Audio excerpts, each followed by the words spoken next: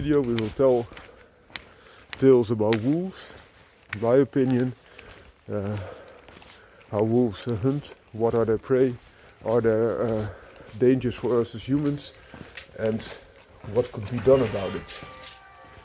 On this morning walk we will discuss my position regarding wolves. So do I like them? Do I don't like them? First of all, I love nature. I also love canines, being domestic like this little guy, or wild like for example wolves or foxes. And I love that there is a balance in nature. That being said, there is something else to take into the equation in my opinion, and that's that for a long time wolves made it quite hard for mankind. There's a reason that in Europe and in most westernized countries wolves have been eliminated. It's hard to say it in a different way, because they cause problems for the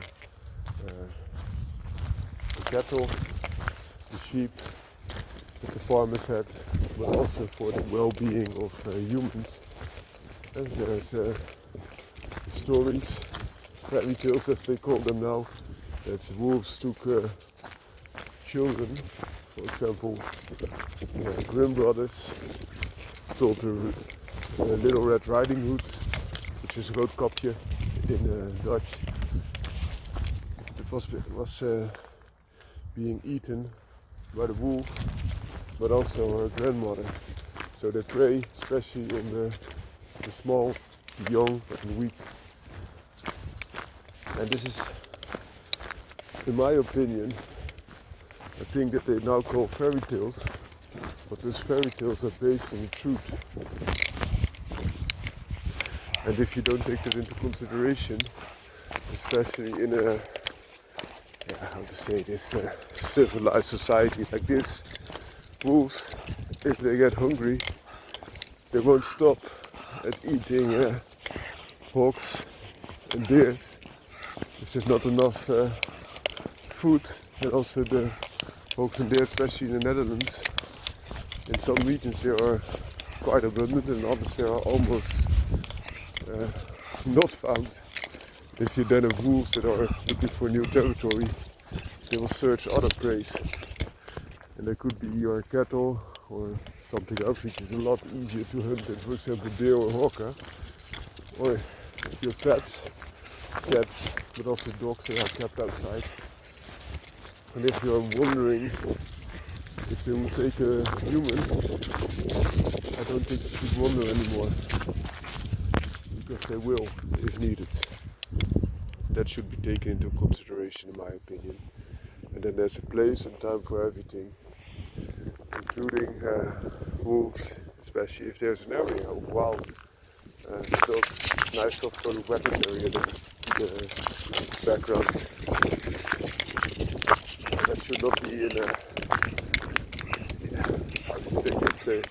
jigsaw puzzle such as the Netherlands, which only has small regions, some ice on the ground, of really suitable wild terrain, but a lot of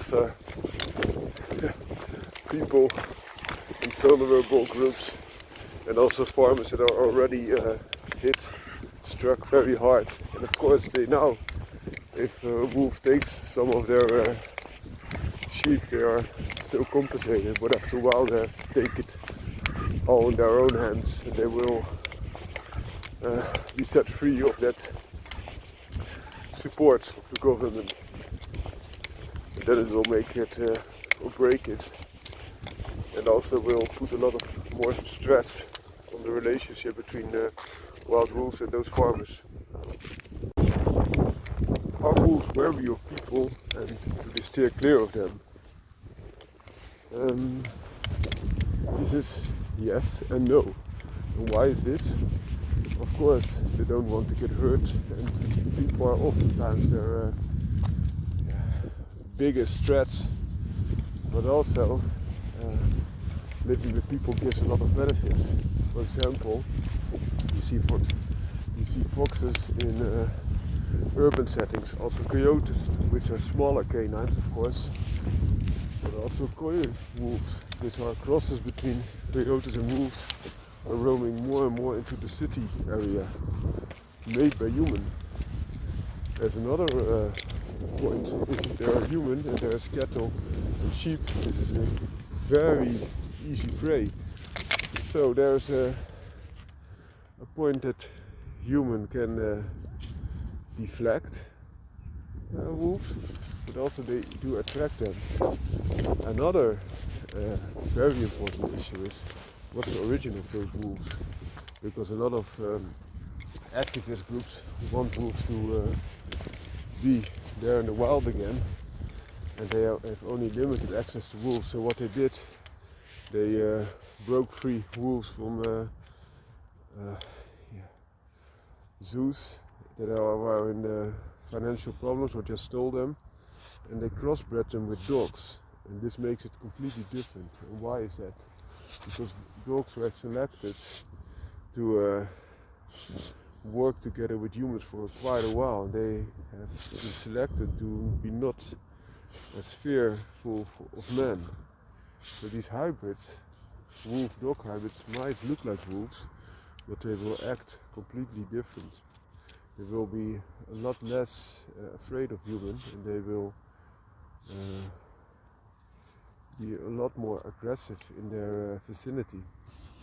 That should be taken into account, which is now, in my opinion, not taken into account. Completely different subset of genes. Goedemorgen. Involved in pure wolves as compared to this dog-wolf hybrids. So how do wolves attack their prey? It depends, because now there's often only a small group of wolves, 1 or 2, that are still looking for their own territory. But in the future, these groups will become bigger, and then you get to the more natural order of wolves. Because wolves are pack animals. That's also the reason that we as humans have selected them to become our companion, because instead of other wolves, we, the human family, forms a pack with some other wolves, and that became dogs, but especially the human family. And this pack animal mentality has led to the domestication of wolves. And why is this important? If wolves are more of a single animal, they are a lot more secluded. They will pick their battles a lot more carefully, whereas as they are working in a pack, the strength is in the pack, so they will attack much larger and stronger prey, and also go much closer to the vicinity of humans if needed. So also, if you can already see what one wolf can do to a pack of sheep, you can easily multiply that if a pack of wolves is there. So next to that, wolves are pack hunting animals. There's also some other things to consider. So what prey wolves seek out? Normally they will seek out a prey that they goedemorgen can take off quite easy. And what do I mean with that? I imply that if possible, wolves don't want to go into mortal danger. But if necessary or hungry, they are willing to go a lot further. So for example, if there's plenty of food, they will not very often attack fox. They can also get easier access to food, while a wild hog for a single wolf could be quite a threat. Whereas a sheep, for example, it's very easy. Sheep have no mechanism to protect them. And also the cows that we know today are very limited and caused by the bio-industry and the dilutions thereof. Also cattle is very often kept contained, which makes it even easier. So they are not able to run away and very limited in their movement. Whereas a wolf is a lot more agile, athletic and capable and can still move quite a bit. Also they quite often, because the thing that I mentioned, also their prey often acts in groups. They will rather take out the young, the weak and the sick, but that's not the only thing that they do. They also kill as a trigger, and often far more than they eat, especially when they are close to each other. And for us in the domesticated world, this means that they will attack, for example, guard dogs, they will attack cats, they will also attack people if they are roaming alone at night. So please be wary of that fact. It's not only a very friendly natural animal that's majestic, but also an alpha predator like we are now, and they will compete with us, especially in the pack. So the truth and the fairy tales about wolves. Oftentimes when you discuss that a wolf is also a threat, people will tell you you still believe in fairy tales, like Little Red Riding Hood, or the wolf versus the three piggies.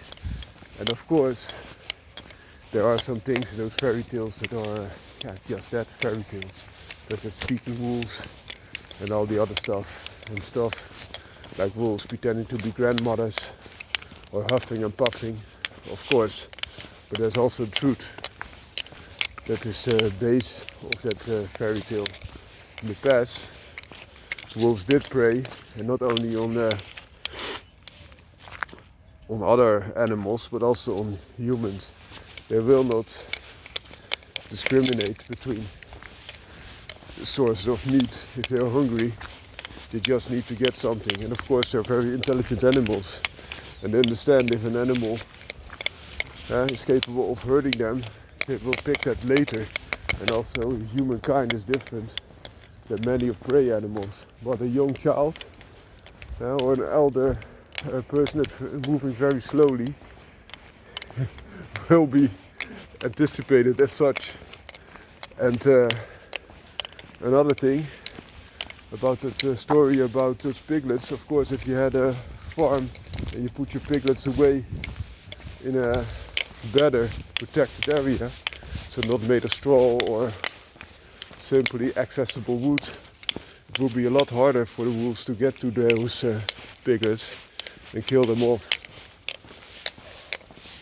So if you really think that wolves roaming the streets or the woods will not take on humans, there are videos available of places where wolves are quite abundant, and when they're hungry they come into the cities and they take not only animals. If you have a guard dog, they will kill it. And even if you have a very tough guard dog, if a pack of wolves goes to town, you bet your ass that there will be troubles. And those things will not stop if they see a human. You better run for your life. If you even look at domesticated animals such as dogs, then you also see that feral dogs will attack humans if needed. They will shy away, but if they're very hungry, they can be very dangerous. And if you look at that explosive mixture of the modern day wolf, it's oftentimes a hybrid of wild canines, wolves, combined with genes of domesticated canines, dogs. So this could be accidental, so feral dogs that integrate into the wolf DNA, because it just interbreeds. This was also done in the past, for example for some stud dogs. to make them stronger again. They were tied outside when they were in heat, and sometimes they did get killed by the wolves, but sometimes they didn't, and then they had some better, stronger genes present again if they were interbreeding too much, or they needed stronger animals altogether for the harsh environment. But there's also something different, that activists decide on making the most of this return of the wolf and use the limited genes that they have to interbreed them as much as possible with big, strong dogs to get the wolf a flying start, so to say. And if you take one male wolf and you interbred it to 50 or so female dogs, you understand how fast things can go.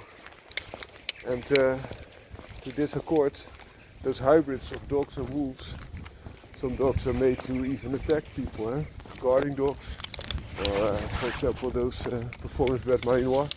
They have been bred for generations and generations to also interact with humans in an offensive way, not a defensive way. And if you can imagine what those interbreedings can bring, if you read an apex predator that can survive in the wild with these attack dogs, you can have quite some interesting results on top of the normal reason that the wolves were destroyed. It's not only that they attacked the cattle, the sheep, but also they were a threat for humans. There's also a tale that you will perhaps think it's a fairy tale, but a person that cried wolf all the time, and then the wolves came, and that person was not longer to be taken seriously, and then he got ripped to parts by those wolves. And of course, there's a lesson to be learned, not to play with people's emotion and do as if something is wrong, of course, and it will take a lot of time to really fathom the impact of those wolves. But some people that are living close to a vicinity where wolves are exceeding in numbers, they can already see some things happening, and those are often not that pretty. In this video I will explain why it's not longer possible to steer away from wolves, also for civilized countries, and why, and what should be done about them, in my opinion.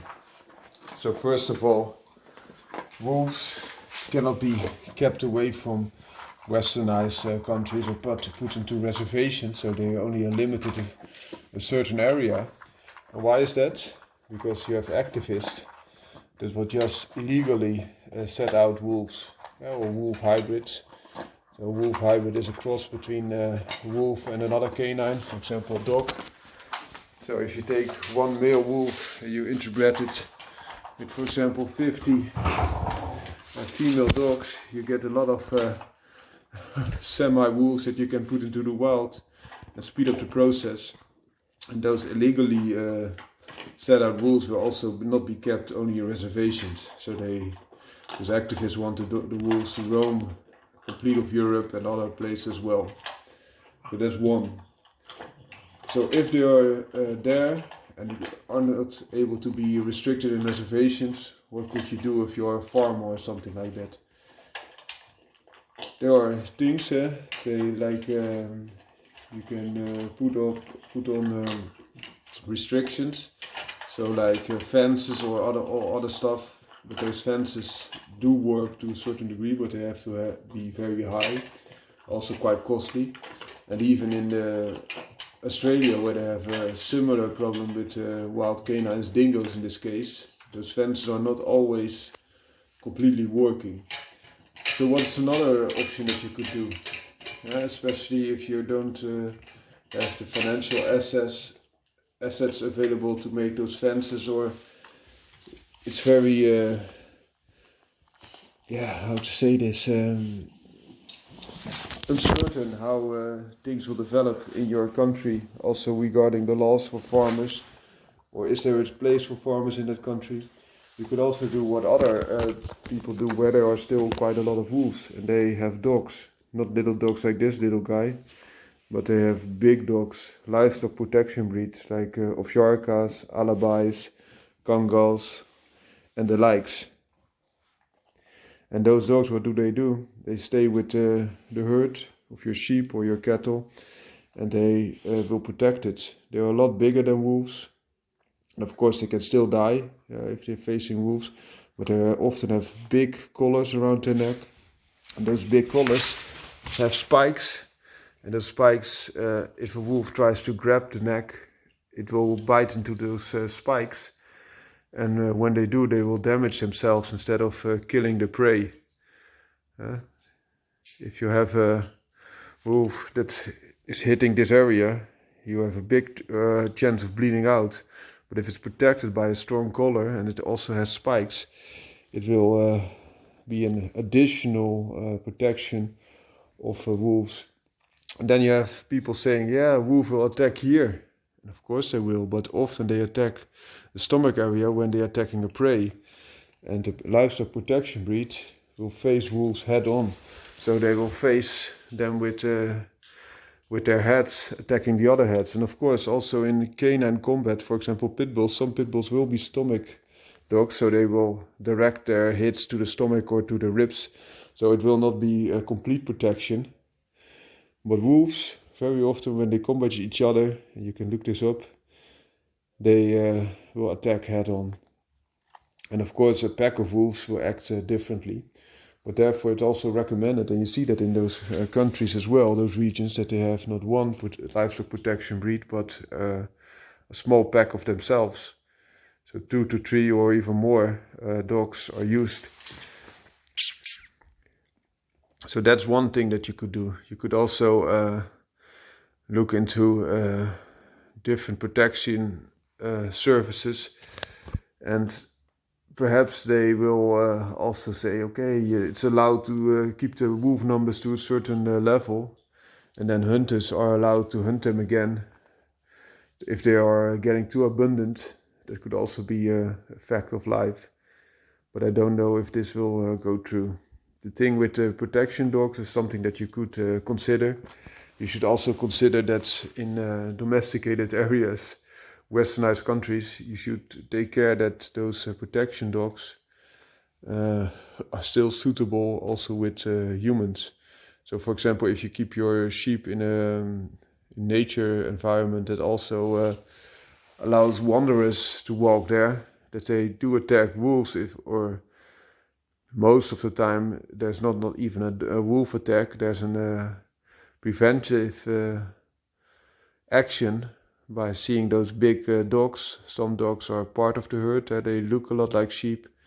Some of those dogs are gigantic, some of those dogs are a little bit less bulky but faster. And you could also have combinations of these type of dogs, of course.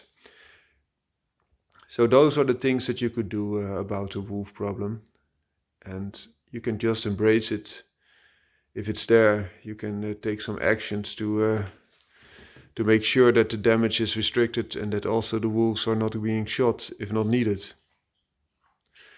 There's also some people that what they did with the dingo problem is that they put a lot of poison. Of course, you will also damage other wildlife in that way, but also humans, children could eat it, for example, or your own dogs. And poison is a very bad way of dealing with things, in my opinion. Have a great day.